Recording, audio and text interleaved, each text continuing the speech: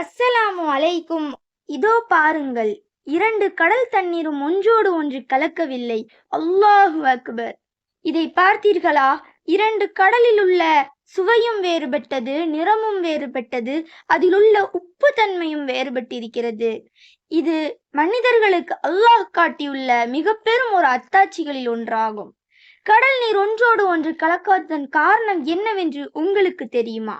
அதனை பற்றி நாம் சிந்தித்துக் கொண்டிருக்கும் நேரத்தில் அல்லாஹ் தமது திருமறையில் 55வது அத்தியாயம் 19, 20 வசனங்களில் குறிப்பிடுகிறான்.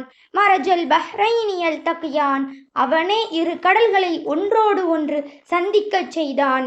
பைனஹுமா பர்ஸகுல்லா யபுகியான், அவை ஒன்றையொன்று மீற முடியாதவாறு அவ்விரண்டிற்கும் இடையே ஒரு தடுப்பு அமைந்துள்ளது. இது மனித கண்களுக்கு அப்பாற்பட்டது. அஸ்ஸலாமு